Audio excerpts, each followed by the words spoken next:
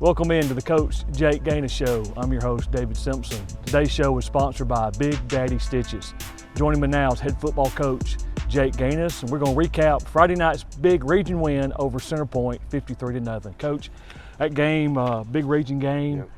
First quarter, kind of sluggish a little bit, Yeah. but it seemed like y'all got your rhythm going, and kind of talk about the game a little bit. Yeah, I definitely think first quarter offensively, wasn't as clean as it could have been, but defense was phenomenal, getting turnovers and getting stops, and we attempted 2 field goals, we made the one.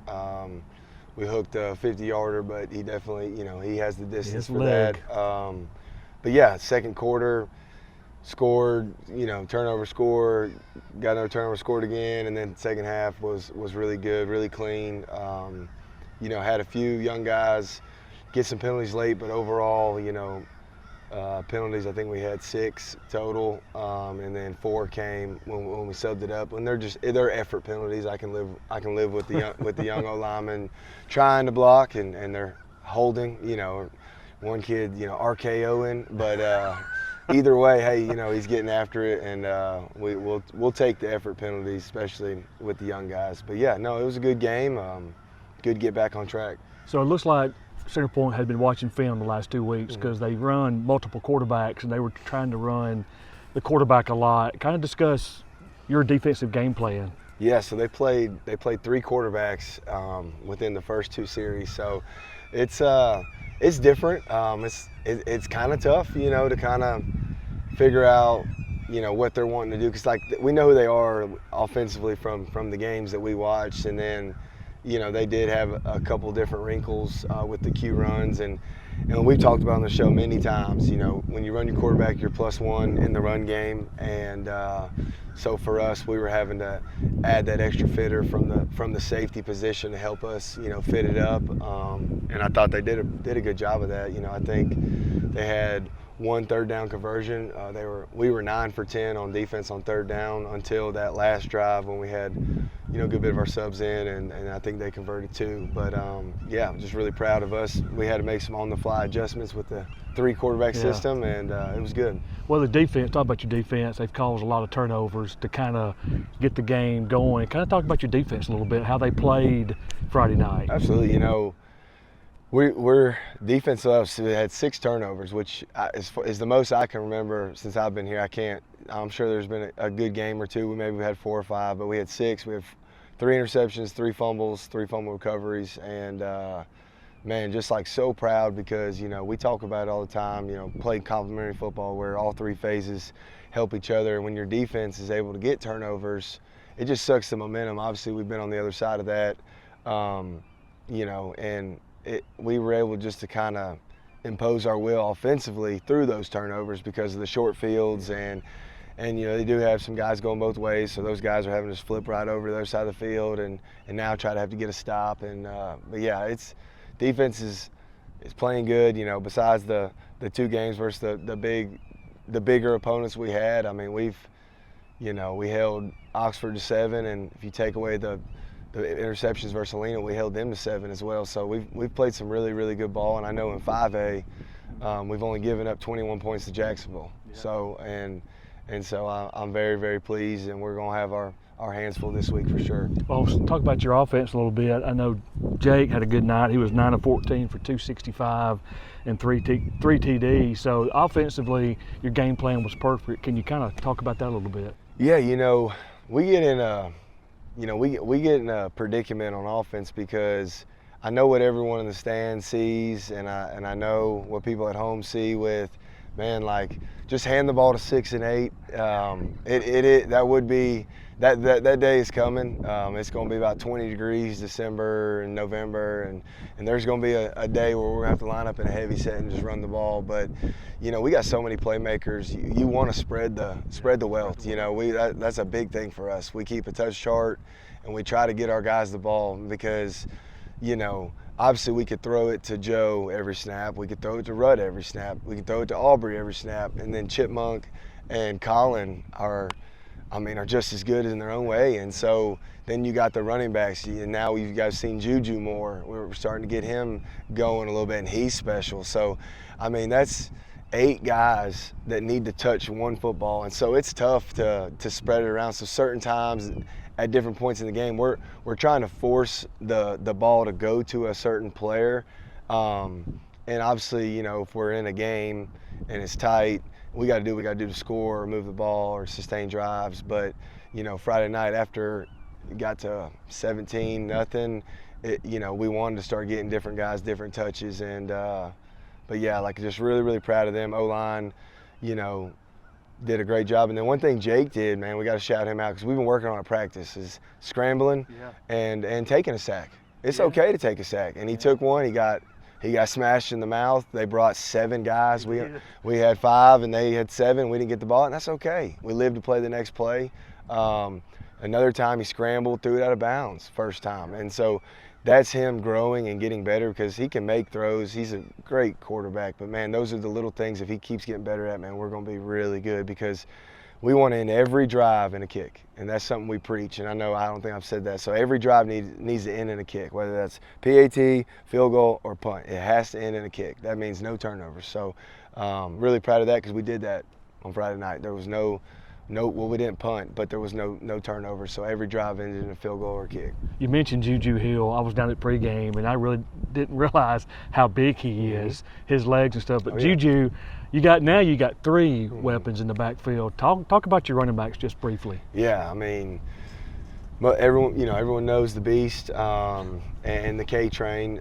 They've been premiered, and obviously getting KJ going more here as of late.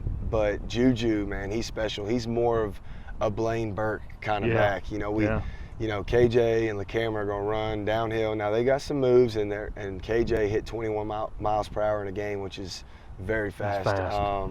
But Juju he's a scat back. He's so shifty. He's hard to tackle. You really can't find him when he gets in. And then his legs, man, they churn and they go.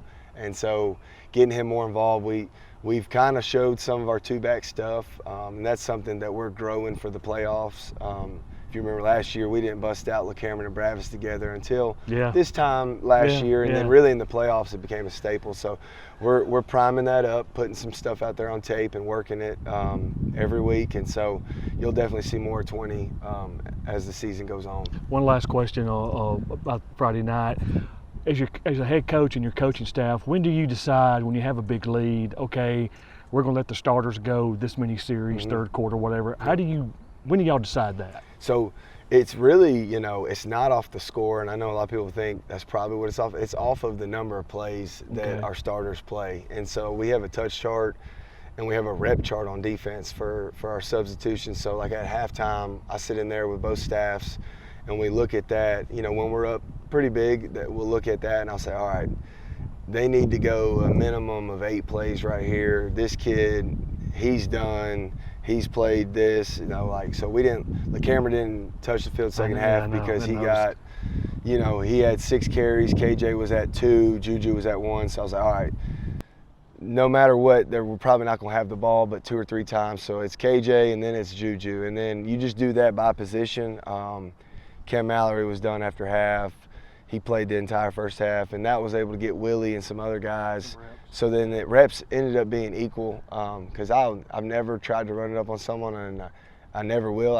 Coach Freeman taught me that a long time ago at Thompson. You don't do that. It comes back around. So really, however the score plays out, the score plays out. I think most people know that in those games we could try to go for 100 or we could go for – but we don't do that. Same with St. Clair. It just ended up being 55. That was just the score it ended at. We're not going for 55. We're just playing until there's zeros on the scoreboard. So, but yeah, that's a great question. But it's more about reps to me. Well, the other team has to tackle you and stop you. Yeah. You're just running basic plays. You're not throwing the deep ball. Super vanilla. Yeah. And I was super happy, man. Shout out to Alex King and Samuel Deschamps, Sammy D. We run the reverses to them, and that's not to. That wasn't a run it up. That was to get 2 seniors who work their tails off every day some love. So that's all that was. That's awesome, Coach.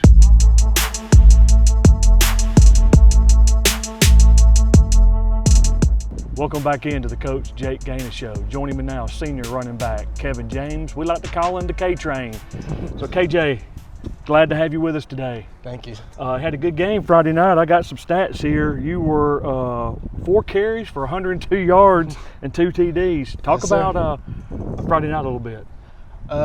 Starting off in the game, first quarter, we had like a slow start, but sooner or later we found our rhythm and started making big plays. So your role, you kind of know your role. You're a senior, but you give LeCameron some breathing room sometimes, let him get some rest. But when you come in, it's just like you're full force. Have you, preparing each week, you know what your job is? Yes, sir. So how do you deal with that each week? Anytime my name's called, I just go out there and make big plays. I depend on my O-line to make the holes, and I just try to get yards. And now we like to see you and Juju back there. That's exciting backfield. So Friday night is a big region game against Leeds over at Leeds. Just talk about Friday night a little bit about Leeds. Just another big game. It's going to be a hype game, a lot of trash talking on social media and everything. We just got to stay locked in and just focus on us and keep the game plan. Do y'all try to stay off social media this week and not get caught up in that? Yes, sir. Stay off of it. Has anybody been looking at you recruiting-wise? Any of those schools? Not that I heard of. Yeah, we try to keep film, try to send out film and stuff. Good deal. So what's one thing the fans in Moody don't know about the K-Train? I'm a big Iron fan, man. I watch all like movies and stuff, and I really like them. Well, that's good. That's DC Comics are. So you know they got a new Iron Man. Well, no, the guy that played Iron Man now is going to be Dr. Doom, I believe. So always something going on with DC Comics. Yes, sir. All right, okay, Jay. We appreciate your time. Thank you. Your time today, and good luck for the rest of the season and for Friday night. We pray you have a healthy rest of the season. Thank you.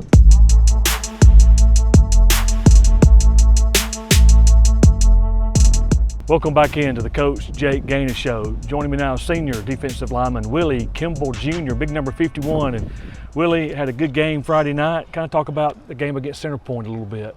I mean, I feel like it was going to be a good game during practice. You know, we practiced hard, real physical practice this week, and we just kept going consistent every day at practice, and you see what turns out on Friday.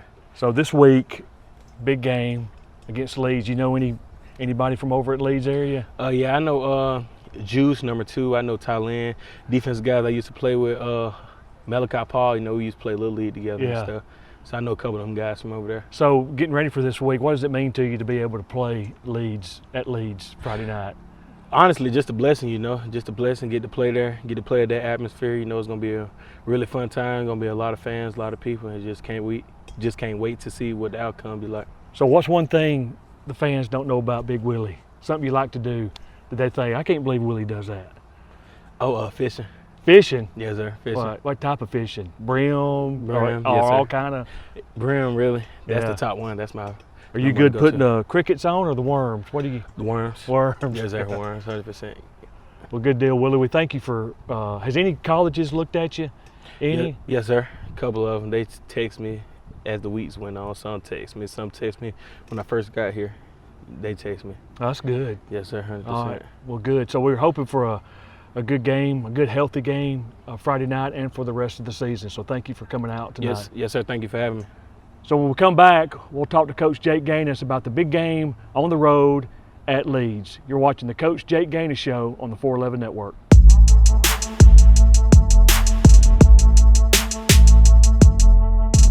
Welcome back into the Coach Jake Ganus Show, sponsored today by Big Daddy Stitches. Well, Coach, we know what this week holds. You're 3-0 in the region.